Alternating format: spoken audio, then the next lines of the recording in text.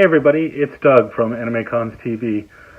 There's still not really many conventions happening these days, but thankfully I got to talk to someone very awesome, Lynzee Loveridge, the executive editor at Anime News Network, who was willing to take some time and talk about how conventions have been different and anime fandom in general during the pandemic. It was a delight to talk with her, so without further ado, here's my interview with Lynzee. Welcome everyone back to AnimeCons TV without the cons. I'm joined this time by Lynzee Loveridge. She's the executive editor at Anime News Network, and we're going to talk a little bit about conventions in the time without conventions. But first off, Lynzee, thank you for joining us. Could you give us a little bit of background about what your position is at Anime News Network and sort of what you do and how you got into the role? Sure. Do we have a little bit of time? Because it's a long story. We've got all the time you want. Okay. So I've been at Anime News Network for almost 10 years at this point, and I've worked in different capacities during my time there. I actually started as an intern while I was living in a different state, and now I've worked in all three of our different writing departments. So I started out in news, and I worked in news as just a reporter there for 3 or 4 years, and then I was given the opportunity to also work in interest and help develop that section. So I started doing that with Bamboo when she was still working with us, and we worked together there. And then when Bamboo moved on to other opportunities, I was given control of the section, and that was their first mistake because that meant I was never going to leave. So they gave me interest. And so I started working with, I was doing interest and news and then just completely interest for a while, and was then offered the opportunity to co-run editorial with Zach Berchi. And so we worked together for a couple years, and then I took over his role in June. So I went from intern, and now I am the executive editor of the website. And I guess if we were to describe what I do now, is sometimes I work on the investigative side of things, which I helped launch back during my interest days. But now I also, let's see, a little bit of everything. I do, I coordinate op-eds, I do interviews or coordinate interviews, I manage review coverage for all of the anime, manga, and video games on the website. I co-manage, or I manage the event write-ups when we had events anyway. And I also help with all of our video production over on our YouTube page.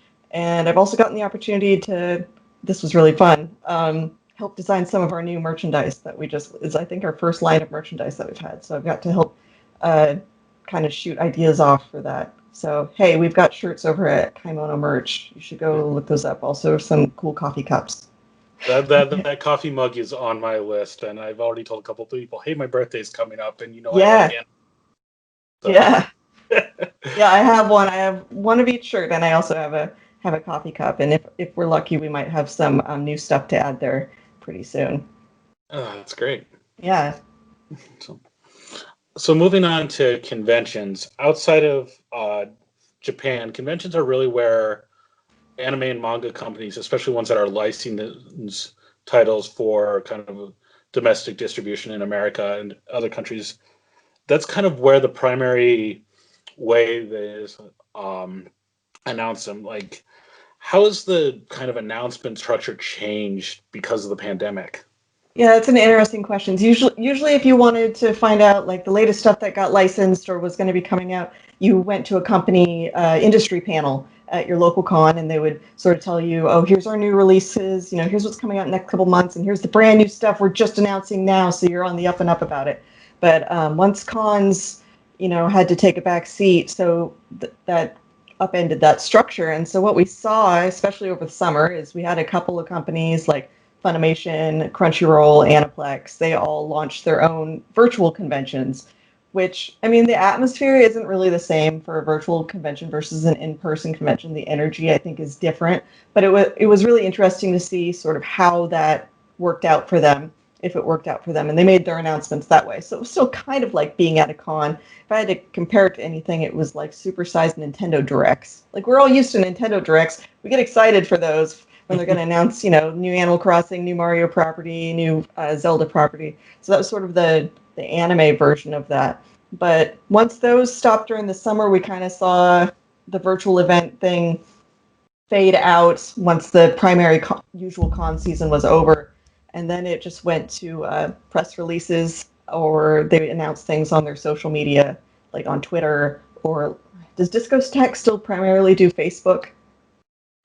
They've had basically their own like Discotheque Day things run by like and things like that. Yes.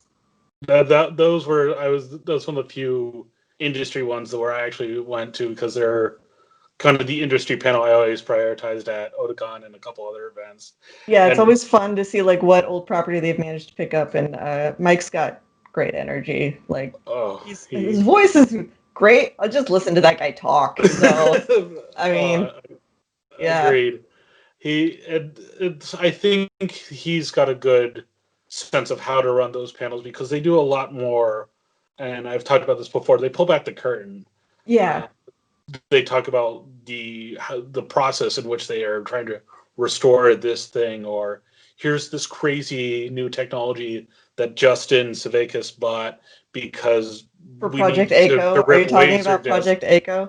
Yeah, exactly. Yeah, he told me that story a little bit. Like, they found some guy in Britain who, I think he just shot him just sort of an email out of the blue, and was like, hey, I've invented this thing, and here's some examples of what I can do with it. And Justin was like, who are you? But the guy came back, and his screenshots, they were really good. And that's how they ended up coordinating with this person's new technology to do those eco restorations. And it looks fantastic. Yeah. So, yeah. In particular, I think Discotheque is the one best suited for that, because they keep it a little, for lack of a better word, weird, and we're living in weird times, so their announcement stream and stuff is the perfect channel for them. Yeah.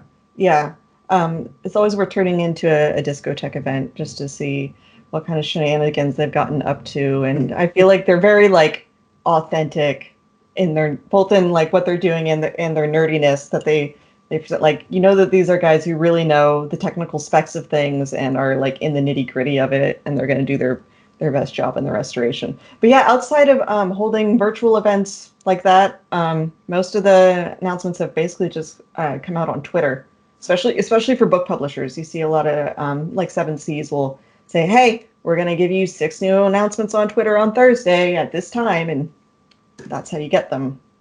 Mm-hmm. Related to that, what has been just kind of the most noticeable change, aside from these kind of virtual con and streams? What's been kind of the most noticeable change for the anime and manga industry, and how you guys report it during the pandemic? So from an editorial standpoint, we've had to make adjustments both in what we cover and how we do it. So typically, we have correspondents in Tokyo, and typically they'd be heading to exhibitions where, there's artwork on display, and you can kind of peruse around that. They might be going to first 2 episode screenings at a movie theater with the cast and staff and getting some info there, or they'd be going to the really, really big events like Anime Japan or the Tokyo Game Show and doing coverage of the floor and things like that. None of that exists right now. Like, there's none of that. We also do movie premieres when they come out in Japan, if it's for the particularly like big movies, like the Demon Slayer movie or something. But it's not safe to send a reporter into a movie theater in Tokyo right now. Like, their COVID numbers are not good. They haven't really kept a lid on it over there. Not that the United States has much to talk about, but right. But I can't send my correspondent there and say, yeah, you need to go risk getting COVID to go watch a movie. Like, I can't do that. So we either wait to see if maybe they'll give us a screener, or it shows up on like Abema TV or some other like legal streaming platform over here in the United States. So you might not get a review until it's streaming on Netflix or Crunchyroll or something, because I'm just not gonna make that kind of call for that kind of reason.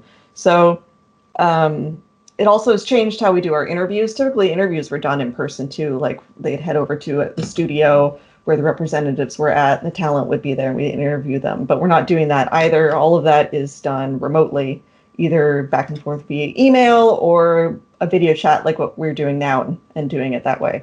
And honestly, it's kind of more convenient in some ways from our side of things if we don't have to have people trekking around everywhere. But it has meant that some of the coverage I really like to do in the editorial section just hasn't been able to happen. Mm-hmm. As kind of a fellow reporter, I've missed, kind of seeing who's coming to a convention, and sometimes going to one event that I really want to see, and then running over to the press lounge because there's some interview that I got the chance that I can't believe I got the chance to talk to this person, and I want to do both and stuff like that. And it's as a reporter, for me personally, it's one of the things I've missed most is the must do events and things like that, and trying to cram as much as I can into 3 days. Yeah, it's hard when you can't like get hype about something because so and so is going to have a concert, or they're bringing in this director for a big property, or one of the big things about Anime Expo is that they'll have worldwide. They were having worldwide premieres up until this point, so like if you were there, you got to see it like first. It wasn't just like the dub first. You were seeing it before anyone else in the world was seeing it, and it'll be interesting to see how or if that comes back or not. Mm-hmm. Speaking of how things are going to come back, are there any practices you've seen the industry kind of adopt during the pandemic that you think are things that they should kind of keep doing, or possibly even the opposite of practices that once the pandemic's over, you never want to see again? Hope nobody ever does this again, or anything like that. I mean, I want to see some of the hype come back. So that's the big thing that I'd like to see. Although I wouldn't be sad if this helped normalize mask usage in the United States to some degree, because I mean we've all heard of con crud. It's just considered like a thing that goes with conventions. Is you're going to go to the convention and you're going to be in a swarm of people, and maybe there's not a lot of hand sanitizer or anything around, or people are coughing into their elbows, but there's someone else like right here or right there, and you get con crud. I feel like maybe if mask usage was normalized a little more, like it would prevent that. I would totally be down, like post pandemic vaccine, everything, just wearing one when I'm in the hallways and stuff to help prevent just getting a cold or something. So that would be one thing that it might be nice to see more of in those really crowded spaces. I'll also be interested to see what the dealer's hall looks like going forward when cons come back, because I don't have any of these numbers, but obviously, the dealer's hall, the big companies, Aniplex, Crunchyroll, Funimation, all of those, they set up these really big booths there. They got shit coming from the ceiling and all kinds of stuff like hanging out, and they'll put together these like these really cool displays and stuff. But I assume that, that's an investment both in materials, inventory that you have to ship out, someone to, staff for the booths. You need enough people to rotate so everyone's getting like reasonable hours while other people are running panels and whatnot. And I'm wondering how much of that investment is going to still feel necessary post-pandemic. If they look at their numbers after this year and see that not, they haven't had those expenditures, and if they look at their numbers and see that it didn't affect their sales that greatly, I mean, are they gonna want to keep doing that? I don't know. That, I mean, I'll miss them if they're not there. I like, the sort of going booth browsing around in the dealer's hall, even if I'm not buying a whole lot, just because it feels really big and like you're at a special event. But from a financial perspective, I don't know if the companies will want to still keep that up. Yeah, the spectacle is always neat because you were always at least one title that it's really they're promoting that's what they choose, or Yeah, this is how they choose to promote it, and it was always interesting. yeah, I like to see when they get really creative with it. We saw some really good creativity from some of them at the AX a couple. It was either last year, well, not last year, but the last year or the year right before that. Crunchyroll hired living people, to be Dr. Stone folks. So like they were in like all like makeup and everything, so they looked petrified. and they just had to stand still on this like little podium for like the entire time. I imagine that they probably showed up before the doors opened, like got in their pose, and then were standing there until, I mean, I never saw the podium empty. They had to let them like go sit down eventually, right? Like they weren't really there from like open to close. But that those are some things that make cons really fun, especially the really big ones, is you see the companies like really go outside the box to come up with neat ideas to promote a title. And that one stuck with me. I mean, even if you weren't a Dr. Stone fan, like you're like, hey, whoa, that's weird. I'd never seen anyone do that before. So the creative booths are always the ones that stick out to you. Otakon, I want to say, was 2018, maybe 2019, where they had that big Dragon Ball booth, and you could look like you were eating Goku's meal in front of like. Oh, like it was like a photo op space or something? It was a photo op space, That's and like you had a fun, big yeah. chunk of meat and everything, and it's one that I'll always remember just because it was interactive and you could not miss it. Yeah. Oh, I got to make it out to. Otacon's really high on my list of where to make it out to once cons come back, because I haven't actually been to an East Coast con, especially not to Otakon, since it was in Baltimore, and that was still probably like 2011 maybe. So I'm usually just stuck here on the West Coast, but I definitely want to make it out to Otakon once it comes back, especially now that's in Washington, D.C. I've never been to Washington, D.C., so there's like a ton of tourism to do there too. Well, yeah. Fingers crossed, and hopefully we'll be able to do another one of these in person at Otakon, because that would be great. Yeah, that would be super fun. I wanted to backtrack a little. One of the things you're mentioning is things you'd like to see kind of keep up afterwards. You mentioned mask wearing at a convention. I'd love to see cons kind of promote that a bit more. And I think it's also, just as you mentioned it, the idea that clicked in my mind was, why don't artists in Artist Alley start doing masks? Like some people have done the very basic of, it's a themed fabric, turn it into a mask. But, I could see people doing like, oh, this character wears a face mask or has a distinct look there. I'm going to design a mask that someone can wear like that. And that's a great, unique item. Yeah, like Kakashi from Naruto or something like that. Exactly. Yeah, that would be really cool. And I think the social acceptability of it will help with that, because it used to be like, yeah, you might wear a mask with your cosplay at a convention, but you couldn't wear it typically like outside of that. Like you couldn't go into a convenience store with one on, because then they thought you were going to rob the place. Like it used to be a thing on Halloween. Like if you went to 7-Eleven, they're like, remove your mask before coming inside. But now, you can't go in without wearing one. If you want to wear your Kakashi mask all over the damn place, like that's great.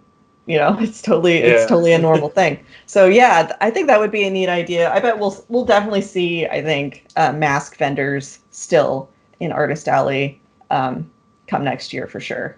Yeah. Free idea to the Artist Alley. Yeah, if you're watching this, hey, please do this. Yeah. Yeah.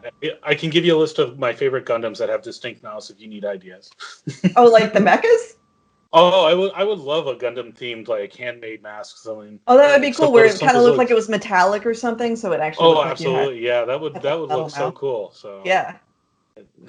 But, finally, we've thrown out a couple different anime titles of things that we've remembered here, and you mentioned the Demon Slayer movie being a big thing that's happened during this time.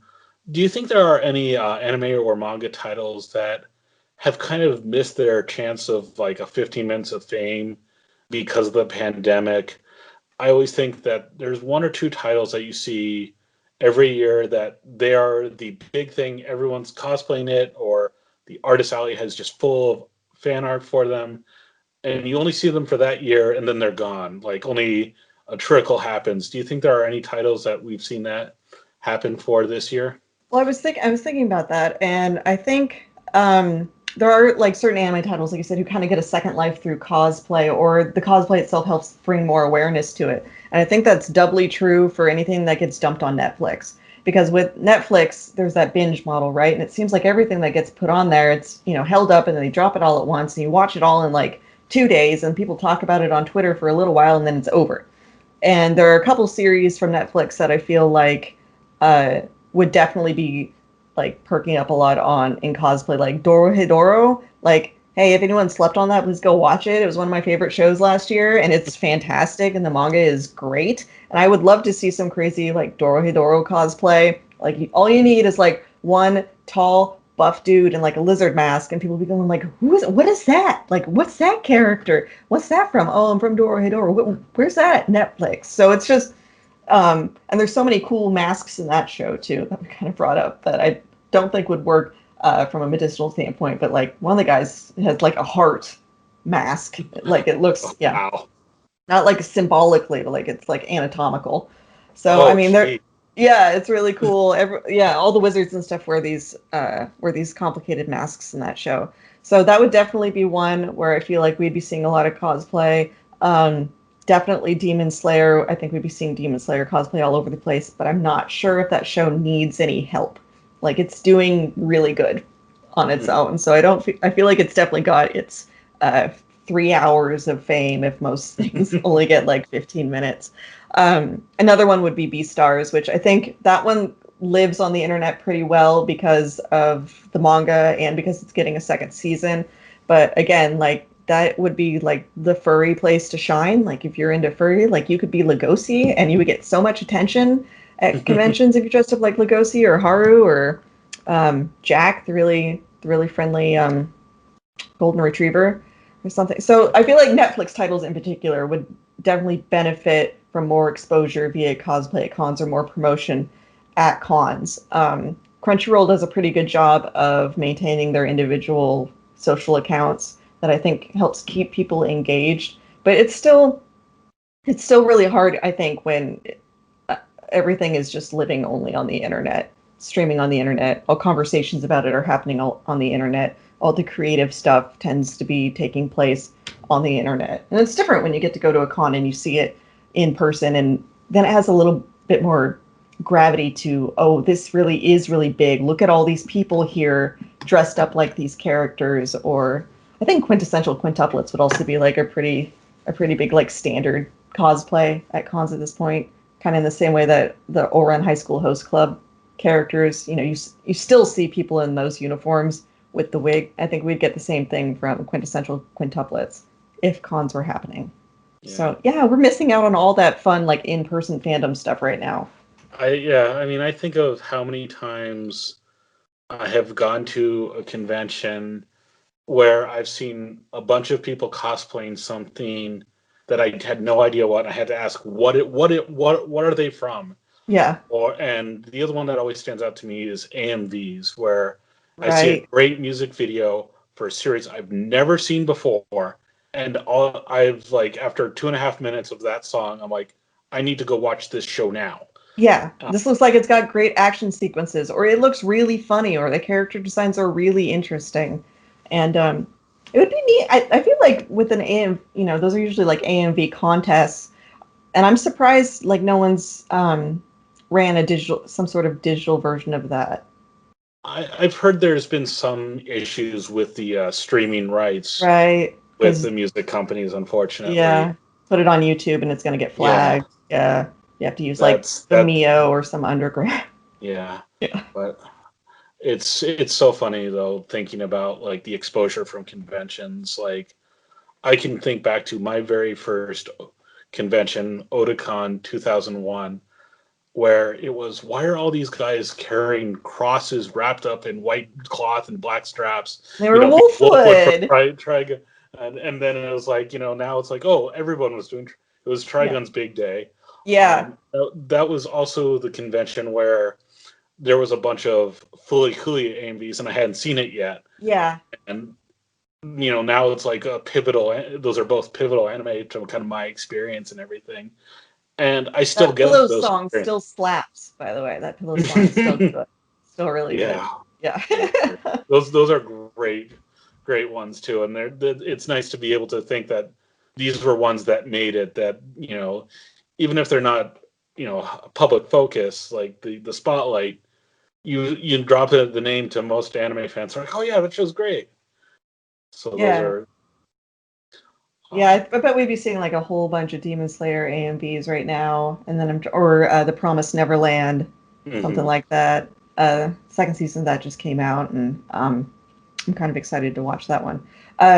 Yeah, it's just we're definitely missing out on a lot of that camaraderie or being able to really like show off your hard like creative work and in fandom in those ways, whether it's through cosplay or AMVs or some at an artist alley booth with your fan art prints, all that kind of stuff. So I miss it. I definitely miss it. I have big dreams to like go to almost all of the big cons when it's safe and available to do so. So like I want to go to AX because I haven't, didn't get to go to that. Definitely want to make it out to Otakon. If you got any other recommendations for like super cool ones I need to stop by, like let me know. Like I'm ready to just like jet set. I'm going to let my bias show as a member of the staff. Anime Boston, I will give. Oh, right. Anime Boston's a good one that I haven't been to. Also, I love Boston. I haven't. But yeah. But I would say Otakon is routinely one of my favorite convention experiences. That's they one tend to get the really good musical guests, don't they? Like they get and again, I know some of the people that work in the live production side of that, and they work so hard to make a good performance and a good experience. And some of my favorite musical experience performance things I've seen there, from Yoko Kanno you got to go to that. I'm special so jealous. piano thing. I still think one of the best ones I've seen was TM Revolution and Home Kazuko together, and they are two very different styles. But the fact that they were back to back and then they came together at the end and still managed to blend together that sounds really cool. I'd love to see TM Revolution live. He is both a very attractive man and a great performer. And so, that would be awesome. And I'm jealous of anyone who got to go to the Yoko Kanno concert. Like that had to have been amazing too. It's one of the few, because they did a special concert ticket. It's one of the few concert tickets where I really held on to that super carefully. And that's one of those, you can take that from my cold dead hands. Yeah, you got to put it in a shadow box or something and like put it on your wall if you haven't already. The last one I'll give a shout out if you're looking for suggestions is Anime NYC. Okay. It's growing very big, but they've gotten some neat stuff. I'm biased because they've gotten a lot of Gundam related things, and going back to the concerts, they did the Gundam Thunderbolt second movie premiere, which was all this crazy jazz music and stuff. And it was one of the most different, unique performances I'd ever seen for music at a convention. So that would be another one that I'd recommend. Yeah, I know the folks that run that show, and they're great. So I'm sure they won't, like, once they have, things up and running again in person, I don't think I'll be able to get out of not going. Like, Peter would probably, like, start hitting me over the head or something, like, why aren't you here? So, yeah. Yeah. So, well, lastly, is there anything else you want to mention to us, or want to tell some of our viewers what the best place is to follow you so they can find out what you're up to? Oh, sure.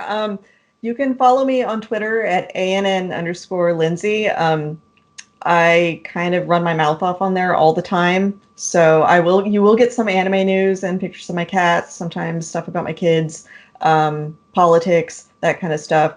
But if you just want the anime experience, then you should just go to animenewsnetwork.com. All of our editorial is up there. We've got 3 features a week, which include interviews or op-eds. I've got a new manga or anime review every single day. And then we've also got game reviews there as well. And we have a YouTube channel now. So please look up Anime News Network on YouTube, because we're doing video editorials over there. And our team is just awesome. They've got some really interesting stuff on there. We've got Matthew. He does some of the retro stuff back. So if you like older anime, he's done some deep dives recently into Legend of Galactic Heroes, and also Now and Then Here and There, which is one that's really close to my heart. That's really good. So yeah, we're on all of the platforms. We're even on Instagram. So you can find Anime News Network everywhere. You can't escape us, really. So don't try. I appreciate all the work you guys do. There's so many resources I've used there, from getting verifying that news is real, or unfortunately sometimes fake because a poorly written article went viral. But thank you for all the hard work you guys do there, and thank you for taking the time to talk to me and our viewers tonight. We really appreciate it. Yeah, thanks for having me, Doug. This was really fun. All right, cool. Well, you should definitely have to catch up soon at another convention in person down the road once it's safe to do so. For sure. Let's get sandwiches. Sounds like a plan. Thank you very much. Yeah. Bye, everybody. Once again, that was our interview with Lynzee Loveridge, executive editor at Anime News Network. I want to give her a heartfelt thanks for taking the time to chat. If you guys have any other questions about what we've been up to, if you have suggestions for podcasts you'd like to see, either questions, feedback, and everything like that, don't forget to get in touch with us. You can find us on Facebook, Twitter, Instagram, all over the place. You can always leave us an email at podcast@animecons.tv. You can give us a phone call at 762-ADEQUATE and leave us a voicemail and just let us know how you're doing. We miss you guys. We miss conventions. We miss seeing you guys at conventions. We hope we'll see you guys soon. But in the meantime, we're going to keep finding ways to get episodes out to you, and we hope you're doing well. I'll talk to you guys soon. Bye.